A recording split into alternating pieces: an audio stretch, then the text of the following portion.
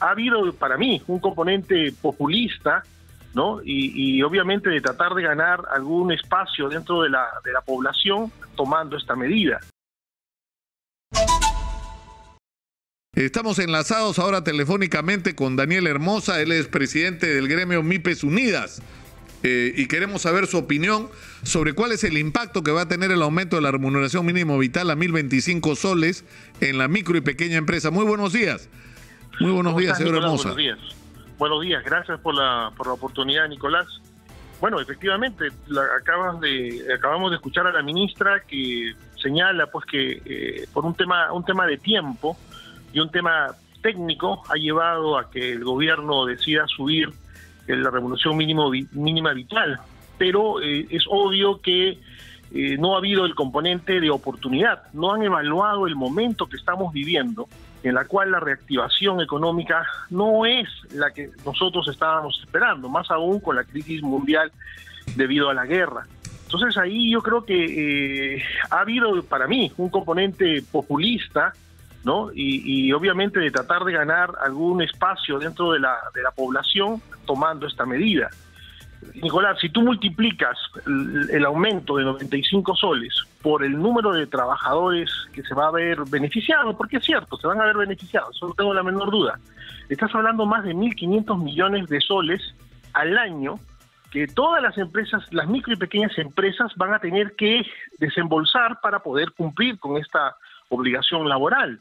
Pero ¿a dónde vamos a trasladar esos 1.500 millones de soles? Vamos a tener que subir el precio de los productos, contribuyendo a la inflación que ya nos está afectando de manera peligrosa a los bolsillos de todos los peruanos. O sea, hay un contrasentido. Mientras bajan impuestos, suben sueldo, y esto va a acarrear también de que los costos de producción y de servicios tengan que subir. Ahora, la otra alternativa es pedir personal para no subir los precios. Algo por algún lado tiene que ver la solución. Betsy Chávez ha dicho que ellos han hecho una evaluación del impacto que han tenido los anteriores subidas del sueldo de la remuneración mínimo vital, y según ella no es cierto que esta medida haya tomado un impacto en la reducción del empleo.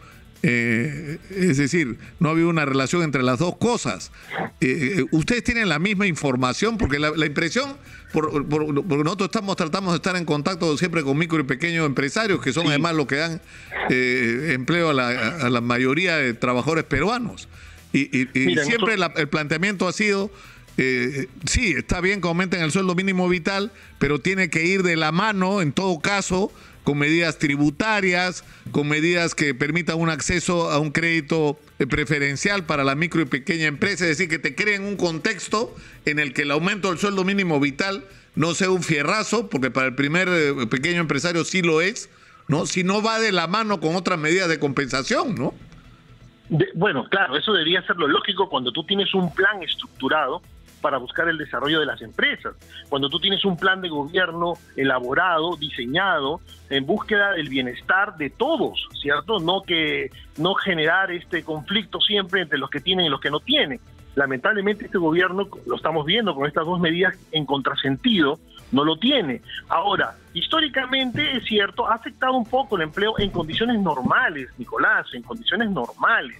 Hoy día, después de la pandemia, o sea, mejor dicho, vivíamos todavía en pandemia, pero después de las graves crisis económicas y las cuarentenas rígidas que hemos vivido, los sectores de la micro y pequeña empresa han comenzado a reactivarse. Algunos están en mejor posición. Nosotros hemos conversado con el sector, por ejemplo, confecciones, y ahí no hemos notado mucha resistencia con relación al aumento del mínimo vital, porque están reactivándose, y se están reactivando bastante bien, a pesar del tema de las salvaguardas que piden con mucha fuerza, pero aún así están en un proceso de reactivación sostenible. Entonces, cuando hemos conversado con los sectores a los cuales pertenecen a MIPES Unidas del Perú, hemos encontrado sectores que estarían más permeables a la subida de la remuneración mínima vital, y otros sectores que no han logrado aún ni siquiera llegar al 50% de su actividad que tenían antes de la pandemia. Entonces, tú no puedes aplicar una receta que probablemente algunos sectores lo van a ver, bueno, es evidente que no es una situación normal, y es cierto lo que usted dice, porque es exactamente eso lo que está pasando. La gente que no quebró simplemente y tuvo que cerrar, está en un proceso de reactivación, es decir, de volver a contratar el personal que tuvieron en el momento previo a la pandemia. Y cuando estás en ese momento previo te dicen tienes que aumentar el sueldo mínimo vital. Algunos lo podrán afrontar, otros no.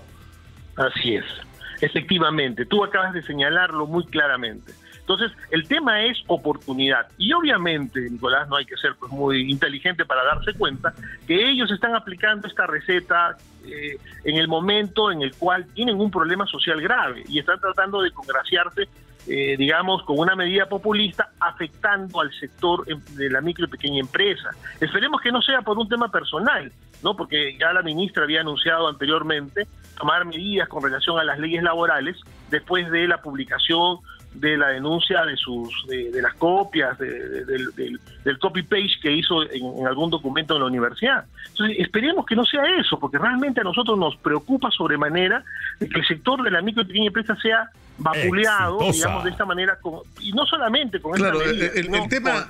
El tema es que yo creo que ocurre en otros casos, ¿no? Es decir, si tú vas a tomar una medida como el aumento del sueldo mínimo, de la remuneración mínimo vital, y el sector donde podría causar un impacto, sobre todo por la situación que tú has descrito de la recuperación de la pandemia, lo razonable es te sientas con los representantes, porque el mundo de la micro y pequeña empresa cada vez está más organizado, y estableces una estrategia de común acuerdo, donde se incorpore el sueldo, la remuneración mínimo vital como un elemento, ¿no es cierto?, el respeto a derechos laborales por el otro, pero junto con eso, líneas de crédito especiales para los micro y pequeños empresarios, no sé, facilidades tributarias, ¿no es cierto?, un régimen tributario especial, no sé, fórmulas que permitan, ¿no?, que lo que se logre es que se consolide y se extienda la micro y pequeña empresa formal, ¿no?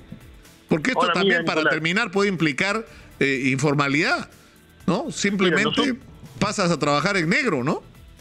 Mira, nosotros durante la pandemia, en el año 2021, y tú puedes revisar algunos de los documentos que nosotros hemos hecho llegar a la prensa como propuesta, inclusive decíamos que el Estado debería incrementarle, para ayudar al consumo, ¿no?, una bonificación especial a los empleados públicos. Ellos tienen sus empleados públicos también, ¿no?